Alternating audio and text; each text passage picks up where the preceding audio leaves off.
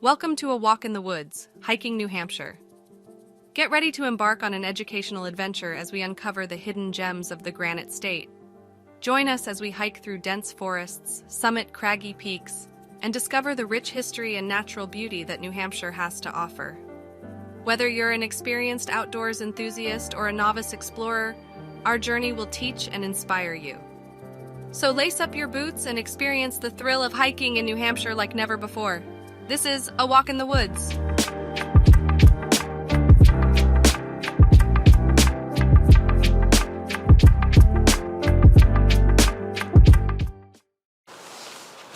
So welcome back, guys. Thanks. Yeah. Hello. I'm here with Jen Nelson, and we're going to continue that discussion about spring wildflowers. So the last time, a couple weeks ago, I think it was April 29th. Yep. We were looking at the earliest wildflowers, and now what's today? Today's Mother's Day. May 11th. May Mother's 11th. Day. Yes. Happy Mother's Day. Thank you. Were you celebrated? Yes. I hope? Good. Yeah, so it's been a couple of weeks, and wow, during the spring, what a difference a day makes. It's been a pretty cold spring. We had a lot of rain the past week, which slowed us down a little bit, which is good, because there's stuff I wanted to show you that's still happening.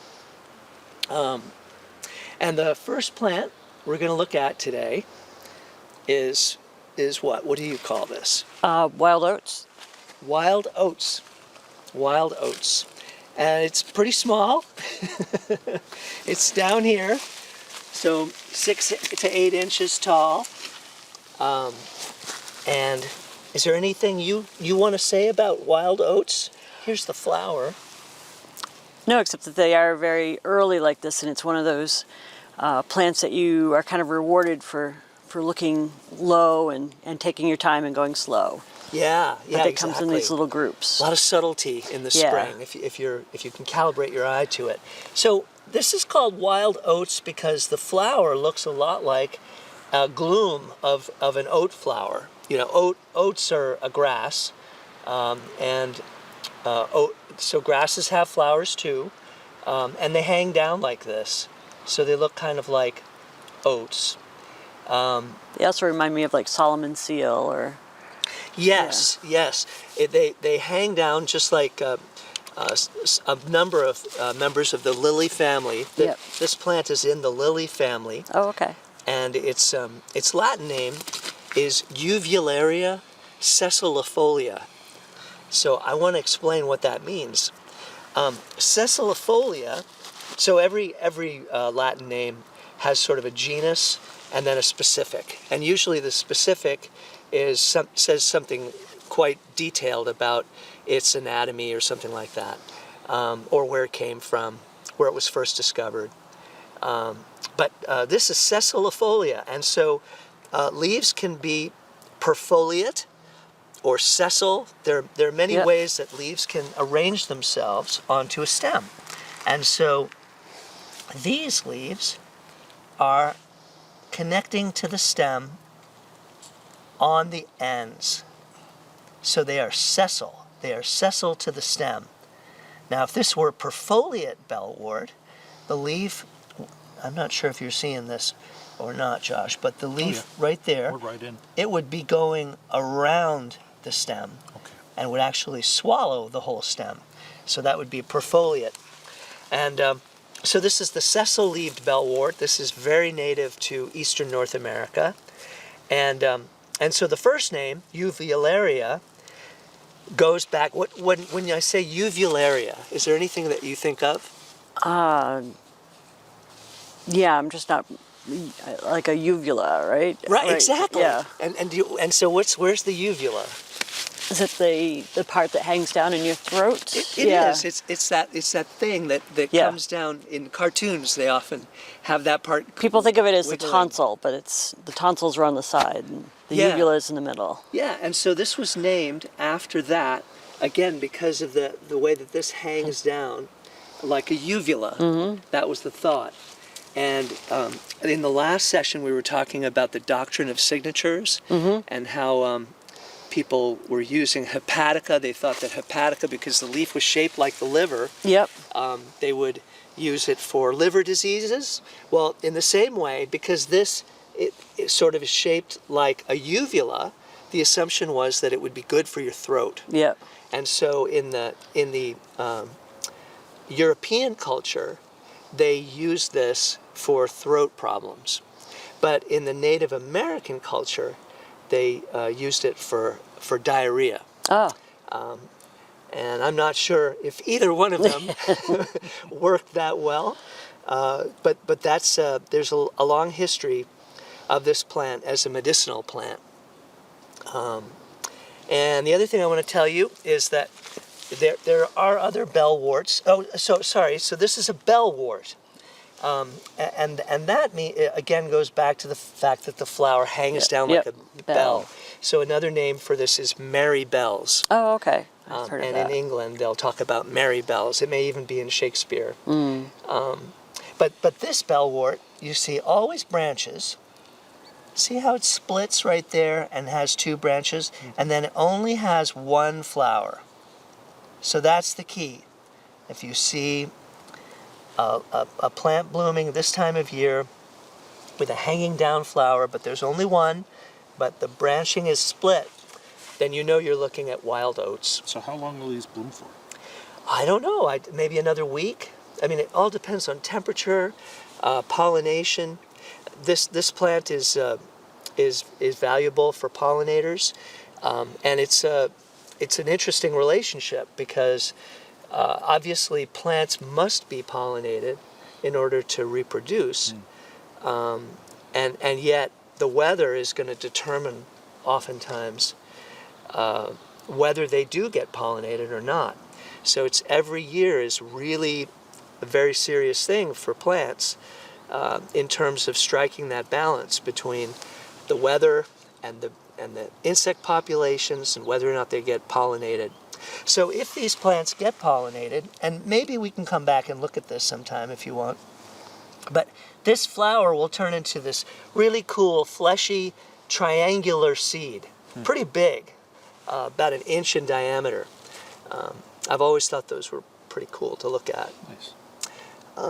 Yeah, so I think that's about all we want to talk about with this one. Yeah, and let's go see something else.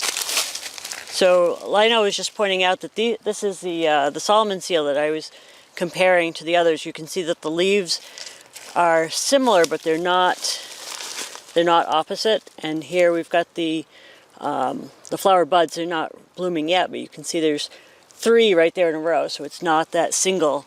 So there's no branching, and there's more than one flower that's going to come. Right. Is there anything you want to say about Solomon seal? Just that they're sessile as well, so you can see how the leaves connect to the stem at the end. Yep, Solomon seal. We've got 2 species. Will those be a white flower as well? It will be a white flower in the summer. So in our next session, we might see this one in bloom. Okay.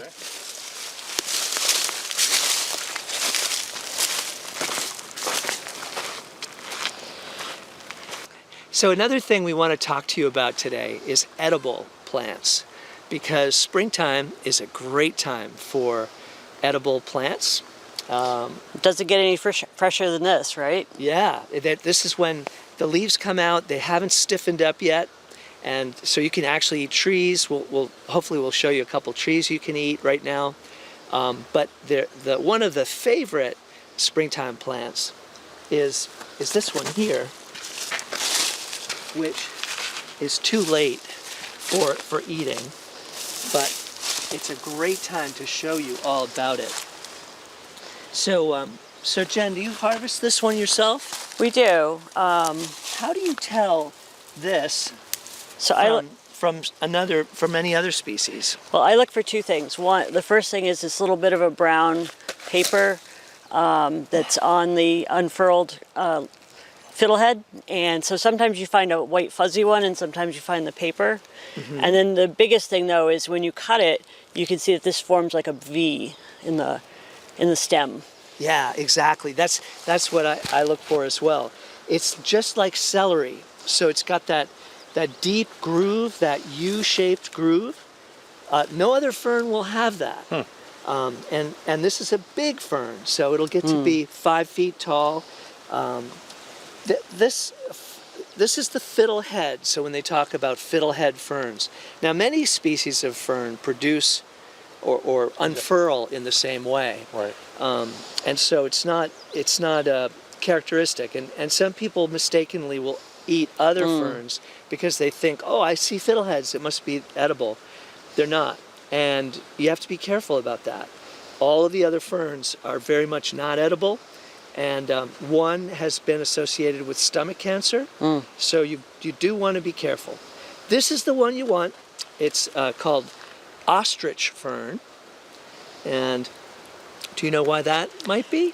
I don't actually. The leaves, when they're totally opened up, Yep.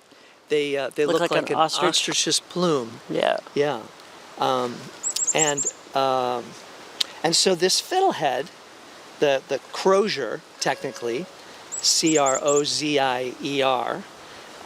that's how they start out. They'll be all unfurled. Like my hand could be the ground, and there'll be a ring of them, very tight. And this is when you want to harvest them. You have to stop harvesting them by the time they're this tall, because by the time they're this tall, they're already producing toxins, which are no good. Right. So like I said before, we're too late for these. We're too late in general for fiddleheads. Maybe somewhere very cold, you could find some that are still small enough that you could harvest them. Otherwise, just remember all this for next year, because you can come out and you can find these and have a feast. How do you eat your fiddleheads? My family's favorite preparation is in a quiche, so we'll make fiddlehead quiche. But it's anywhere that you would use like an asparagus or even a broccoli. I think that the flavor profile is similar enough. We have boiled them, but generally we prefer actually to saute them. That's what we do as well. Yeah. We parboil them first, just for like a minute. Yep. And then we'll switch them over to the frying pan with some butter or oil and saute them, maybe with a little bit of ramps if you want to get fancy. That's our wild onion. We're not going to see that today, but I just think they're fantastic. Yeah, I think they're great. Really enjoy them. So one more thing I want to show you.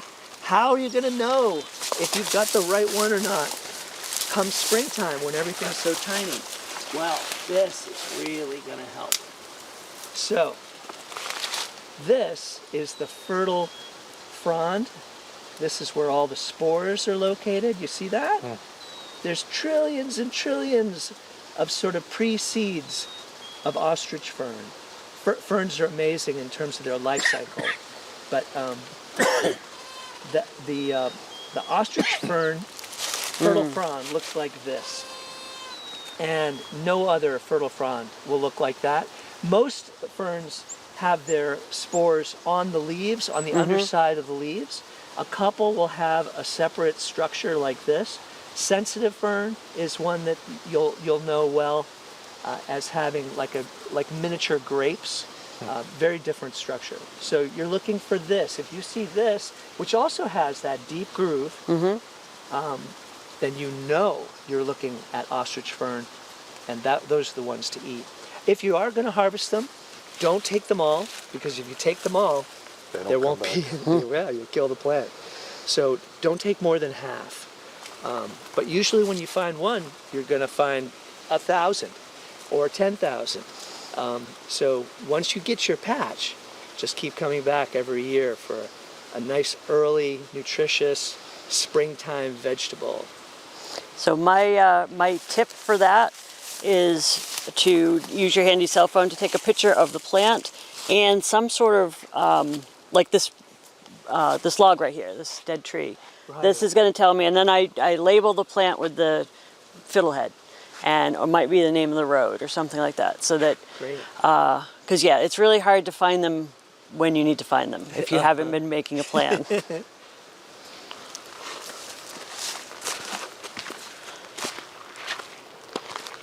So we've got a couple other things that are getting ready to bloom in here.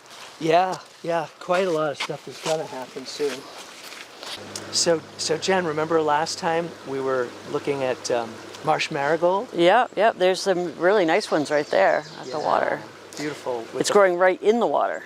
Yeah. Remember we were saying how they need high levels of oxygen. So this flowing water is probably loaded with oxygen. They must love that. Yeah.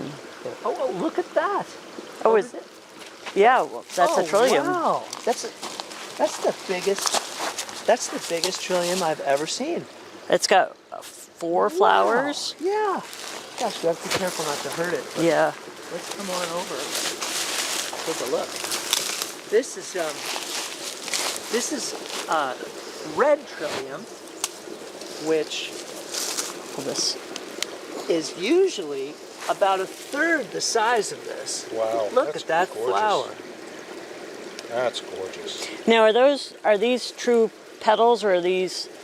So there's sepals and tepals, and the green on the backside Yep. are the sepals, and then the petals or tepals are the red ones in the front. And so this is a trillium. Tri is the prefix for 3, and trilliums are all about 3. So there's 3 leaves, there's 3 tepals, and there's 3 sepals. So we've got all those 3s happening. Now, this one, red trillium, has another common name. Stinking Benjamin? Yes, exactly. Since I have a son, Benjamin, we are very familiar with that, and he was a little upset that the flower named after him is a stinking Benjamin. So stinking Benjamin is the other common name, and do you know why it's called stinking Benjamin?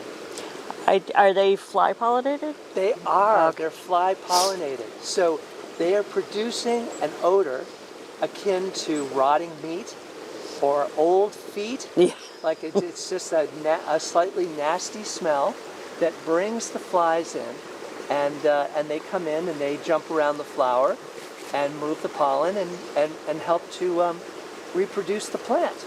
So that's why it's called stinking Benjamin, and we have to smell this and see if in fact it's stinking.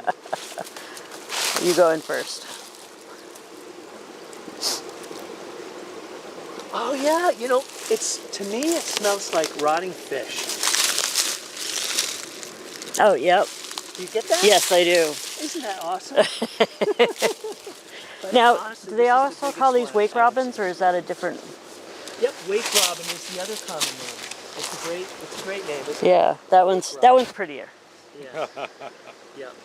Or red trillium.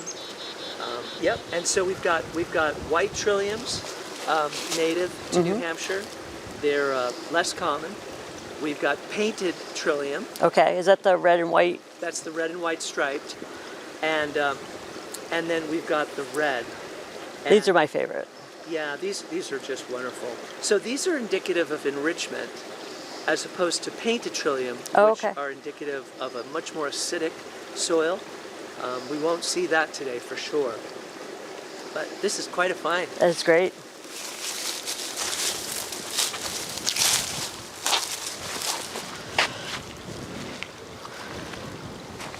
Yeah, I love the way they kind of nod. Yeah.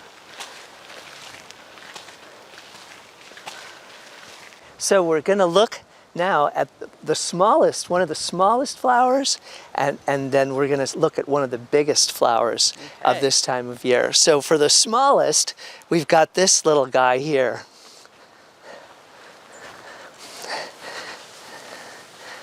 Which is really, really pretty when you get in close. So what do you call these, Jen?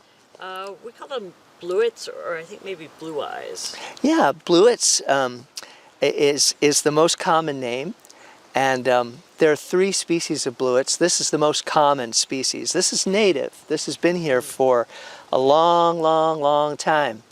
And there's another fun common name for this one, which is Quaker ladies. And they call it Quaker ladies because the the color of blue. It was, I guess, the same color that the Quaker ladies, for their bonnets, Yep. they would have. And another name for this is the azure bluet, again, because of that beautiful blue color. So the Latin for this one is Houstonia ceruleum. And ceruleum is another word for blue, right? This one's actually white. white. Look at that, yeah. There's quite a bit of variability.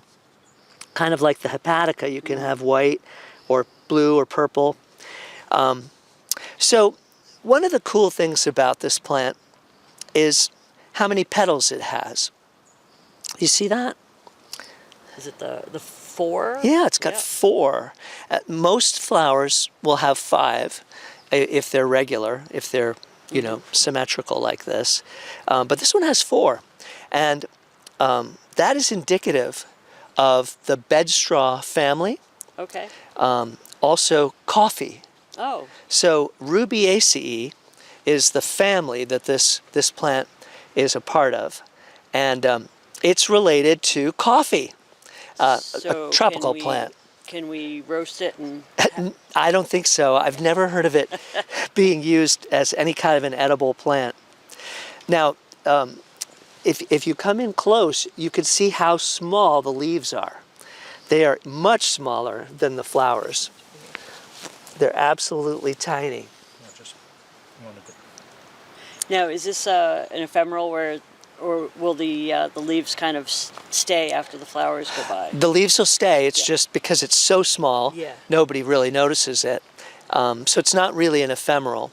And it'll bloom for a while. This can bloom for another month. Oh, wow.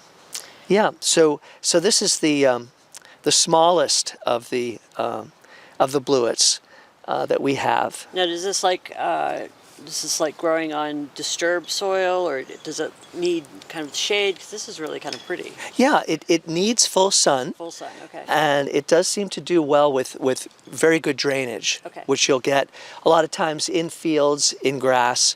The mowers will often just mow right over the tops. Yep. It might prevent the flowers from seeding up, but it won't bother the leaves below. Yeah, so that's our little bluet.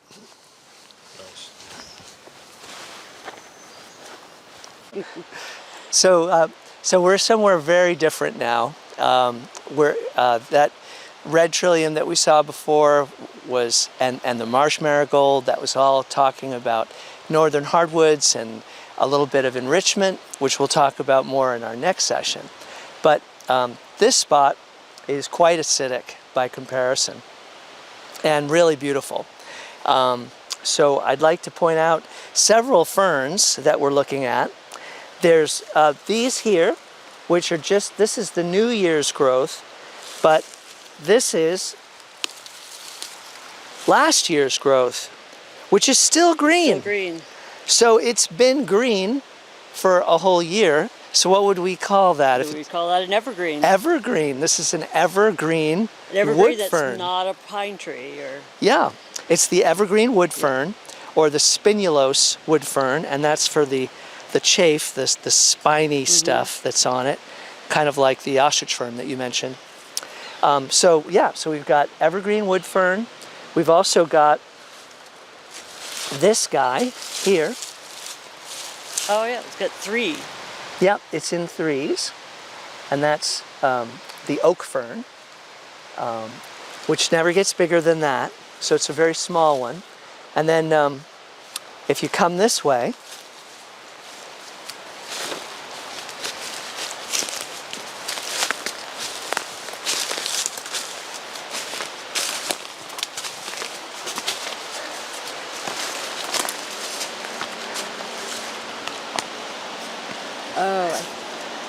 I feel like I should know the name of this one. we've got another fern here, which grows on rocks. So it's called The rock fern? a rock polypody. A rock polypody or polypody, and only grows on rocks. It can't compete with all the other plants elsewhere. So it's found its niche, and that's where it stays. And this is just a beautiful cliff, Yeah, isn't it's it? very nice. Reminds me of stacked books. Yeah. Yeah. And of course we've got all sorts of mosses and lichen. Yes, yes, all kinds of, a lot of things going on. The lichen is digesting the rock with its acids. It's actually very slowly dissolving the rock and making the nutrients in the rock available, which is over time sweetening the site, but not in our lifetime. Yeah, so lots of fun stuff in this acidic spot. But now we're going to turn and we're going to head this way toward the river.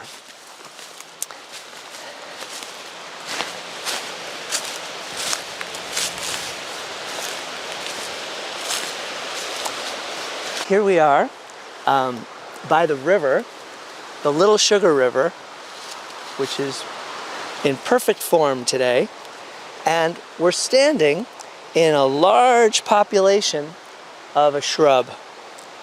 And what do you notice about the leaves, Jen? These leaves they're opposites. They are. They're strongly opposite. And that's really helpful because most plants are alternate. The leaves alternate. But when you see them opposite, it really narrows down what this could be. This is a hobble bush, which is Viburnum lantanoides. Have you ever, by any chance, seen a lantana plant? I don't know that I have. They're a tropical plant. Okay. So if you've ever been somewhere really warm, you may have seen it. And lantanas are shaped like this. Oh, okay. It's a cyme where the flowers are flat-topped. But the other cool thing about these flowers is that there are sterile flowers and fertile flowers. So you see these larger ones? They're sterile. They actually don't produce seed, but it's believed that they're here to get more attention for insects. They're kind of like the landing lights for the airport. Exactly. And then inside are the fertile flowers and here. They're very tiny. They're very tiny, and they produce a lot of seed because each one of these little flowers will become its own seed. So this is a very valuable plant for pollinators, spring pollinators.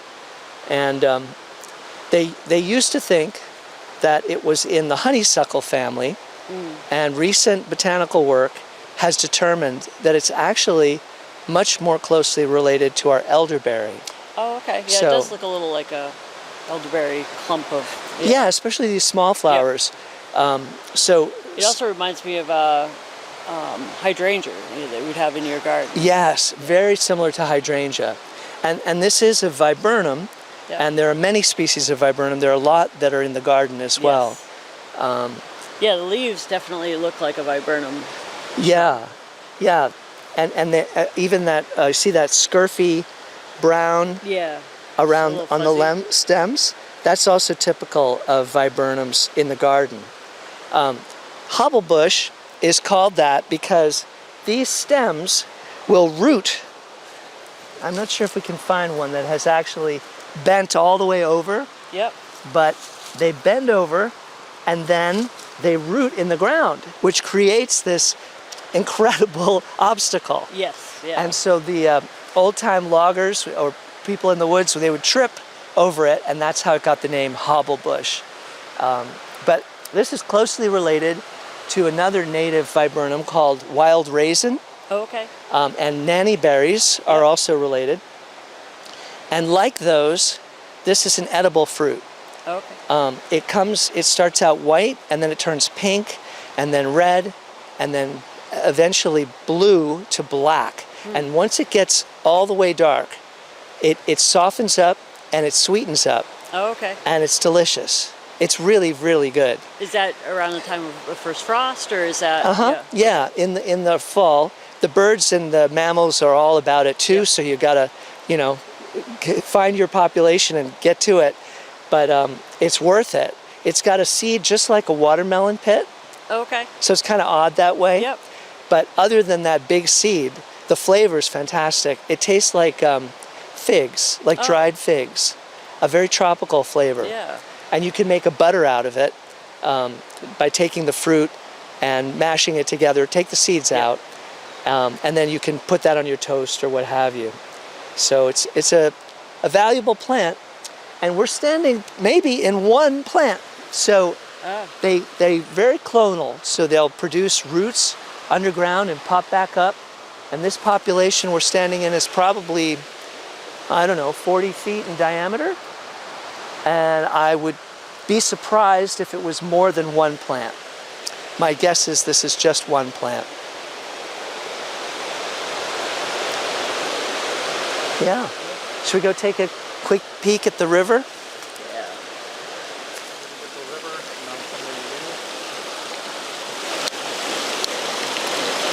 So here we are at Little Sugar River, and we've got Indian poke here, which hasn't started blooming yet, but something that is blooming that Jen just found is this, which is wood anemone. Anemone quinquefolia. See the beautiful white flower? It's called quinquefolia because it has 5 leaves. See that? Yep, like your hand. Palmate. But there's a pretty little population of wood anemone right by the river.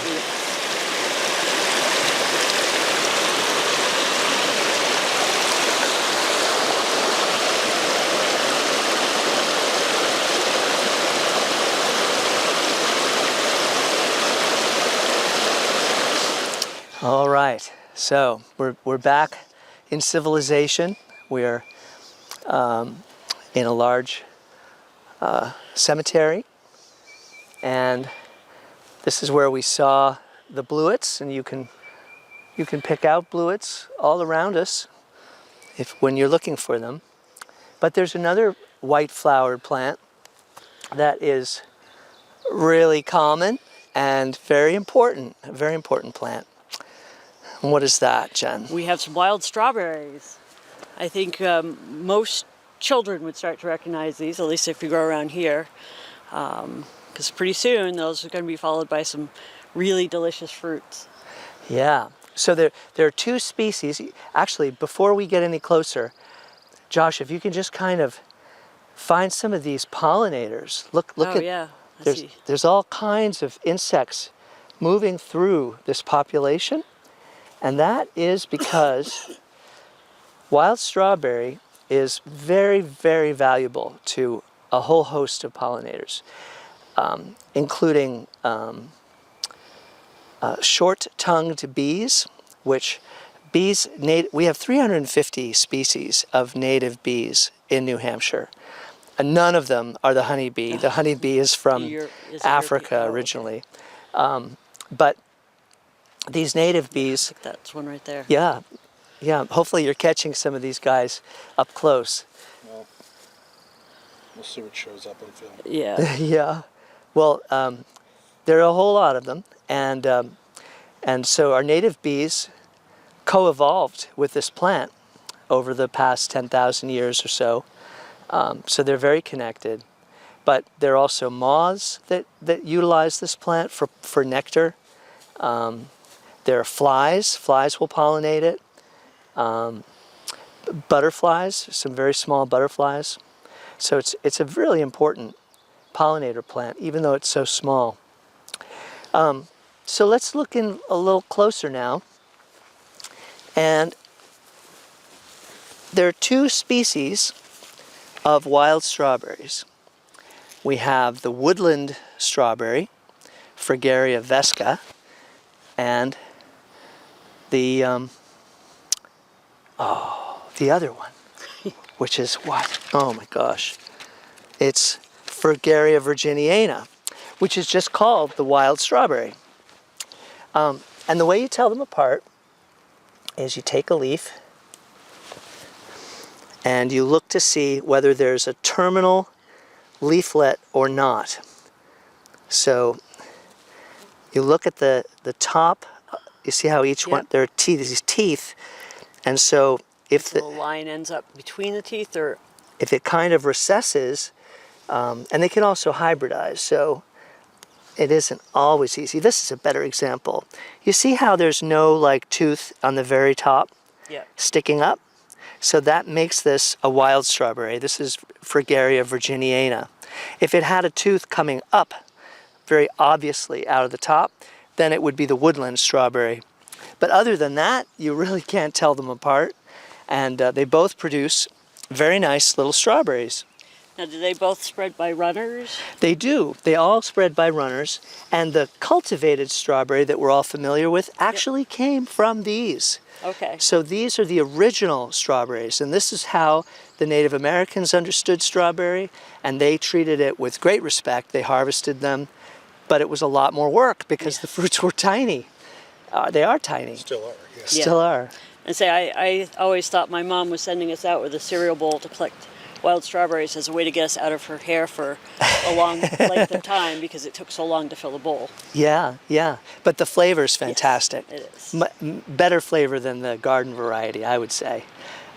So these flowers are 5 meris as opposed to the houstonia, the bluets, which are four-parted.